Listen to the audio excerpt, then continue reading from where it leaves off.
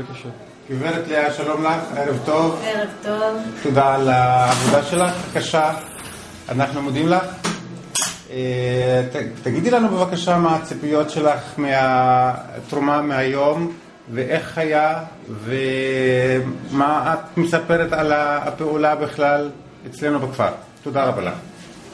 אנחנו בנו היום צוות של עזר מציון, לאסוף דגימות למאגר מוח עצם, לעזור לילדה שרוצים לחפש לה תרומה, ואנחנו כולנו מקווים שזה יעזור לה. אם לא, זה כמובן ילך לילדים אחרים. הציפיות היו שג'ת הוא כמו כל כפר או עיר אחר, שאמרו לנו, הבטיחו לנו שיהיו הרבה אנשים, אבל חשבנו שבטח זה חצי ממה שהבטיחו.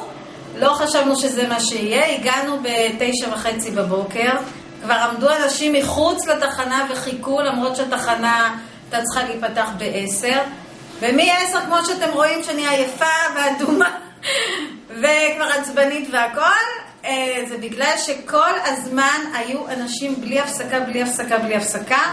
באנו עם 300 מבחנות, באמצע היום היינו צריכים לטלפן למרכז שישלחו לנו עוד, שלחו לנו עוד 200, אחר כך צרחנו למרכז, ביקשנו עוד, שלחו לנו עוד 100, ולא שלחו לנו יותר. יש פה אנשים מדהימים, הרופא והאחיות, שהם הלכו למרפאות הפרטיים שלהם ולקופות חולים וניסו לעזור ולהשיג מפה ומשם. באמצע נגמרו התפסים, צילמנו במכונה, נגמרו תחבושות, הלכנו לקנות בבית מרקחת. כאילו האנשים פה מדהימים, עוזרים, תורמים, מתגבשים בתור קהילה, אני מאוד מאוד הופתעתי לטובה, כאילו מעל כל הציפיות.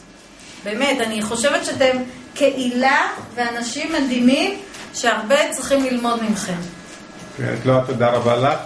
ועוד פעם... ונקווה בפעם הבאה שאנחנו עושים מבצע, אנחנו לוקחים את הכפר שלכם לבוא לעזור לנו במקומות אחרים, שילמדו במקומות אחרים איך עושים עבודה. ברוכים הבאים תמיד, תודה. תודה רבה.